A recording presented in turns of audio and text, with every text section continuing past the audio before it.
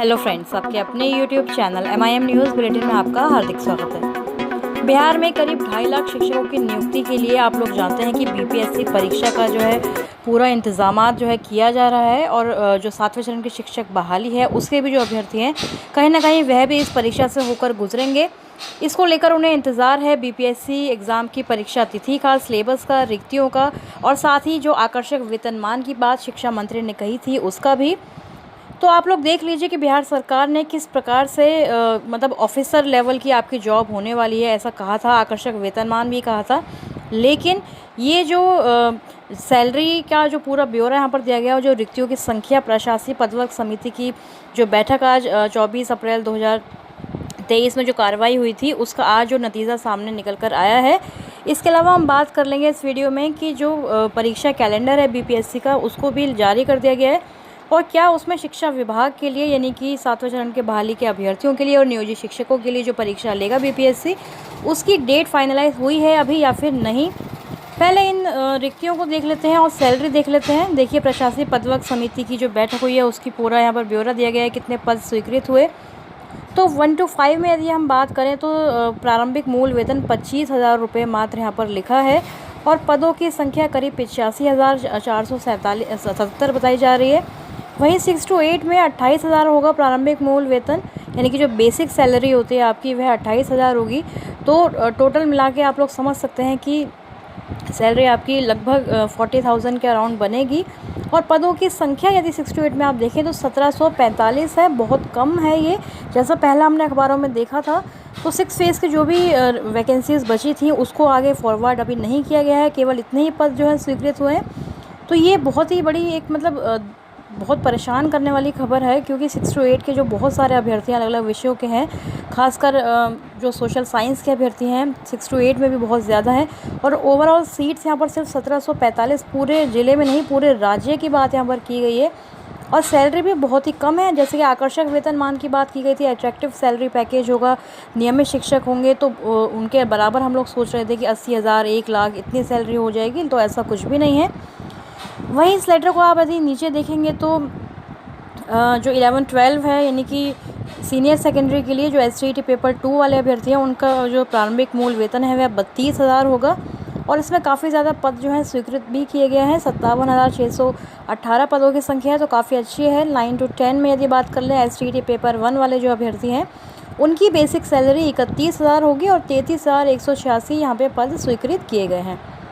तो ये पदों का आंकड़ा तो ठीक है, लेकिन 6 to 8 का आंकड़ा काफ़ी चौंकाने वाला है। पद सृजन के बाद जो है अनुमानित वार्षिक व्यय भार, ये सारी चीज़ें भी बताई गई हैं, लेकिन सैलरी जो है काफ़ी कम यहाँ पर लग रही है, क्योंकि जिस तरह से बताया जा रहा है BPSC की परीक्षा होगी, उसका लेवल होगा इतना डिफ़िकल्ट होगा, डीप क्वेश्चंस आएंगे, तो उस हिसाब से सैलरी जो है इतनी ज़्यादा एट्रैक्टिव नहीं लग रही है। तो क्या इसी सैलरी के लिए जो नियोजित शिक्षक हैं एक बार परीक्षा देंगे, जबकि ऑलरेडी उनकी सैलरी, बहुत सारे शिक्षक ऐसे हैं जो पिछले कई वर्षों से जॉब कर रहे हैं बिहार में, तो उनकी सैलरी अपने आप ही 40 से 45,000 के करीब है।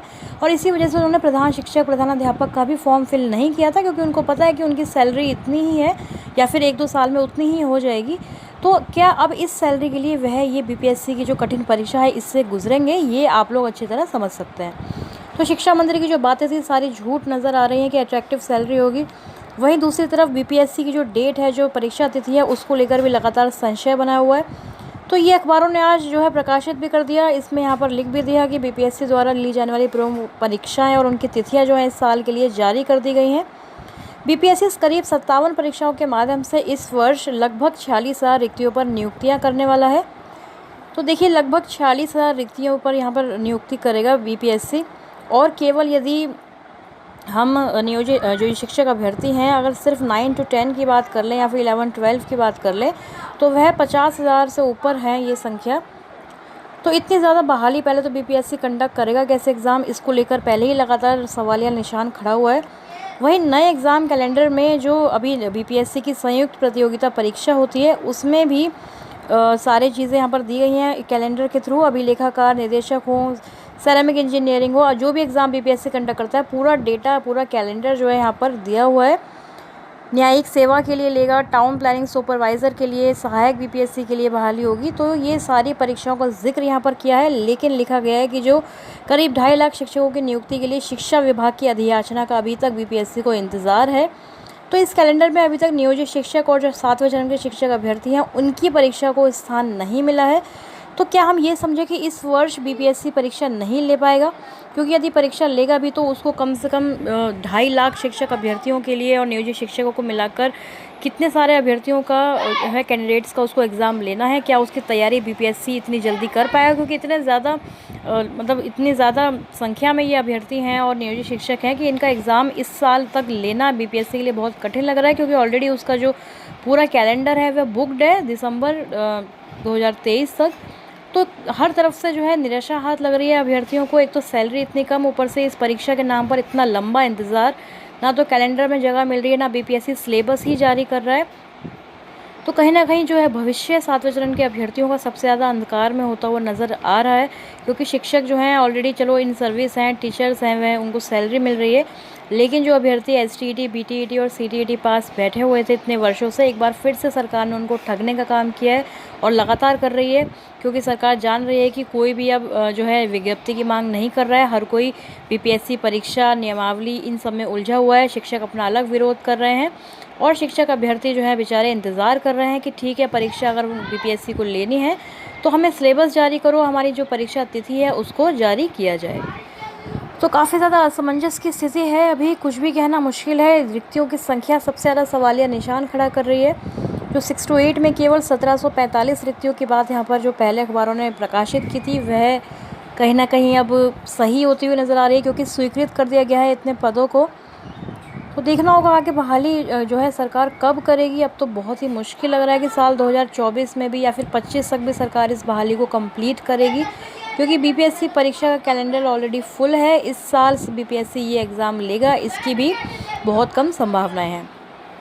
तो अब इसका कंक्लूज़न क्या हो सकता है? इसका सोल्यूशन और कंक्लूज़न यही हो सकता है कि हम लोगों को पुरजोर विरोध करें कि बीपीएससी के थ्रू परीक्षा ना लेकर सीधा 7वें चरण की बहाली का विज्ञापन जारी किया जाए, और जो परीक्षा लेनी है, डिपार्टमेंटल एग्ज़ाम लेना है, वह बहाली के बाद ही पॉसिबल हो पाए, क्योंकि सैलरी ना तो ज़्यादा है ना वेतनमान है। तो इसलिए इतनी ज़्यादा मेहनत भी अभ्यर्थी करेंगे, इतने सालों का इंतज़ार भी करेंगे, परीक्षा की तैयारी भी करेंगे, और फिर सैलरी भी उनको ऑफिसर लेवल की या उस ग्रेड पे प्रॉपर नहीं मिलेगा तो कोई फ़ायदा नहीं है।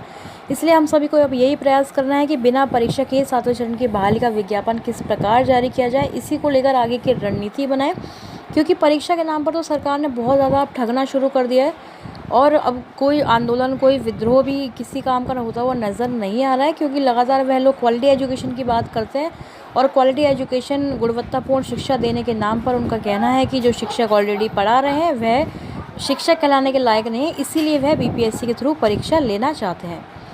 तो अब हमें बिना परीक्षा की ही बहाली हो, यही जो है आगे हमें अपना जो है अपनी मांग जो है रखनी है।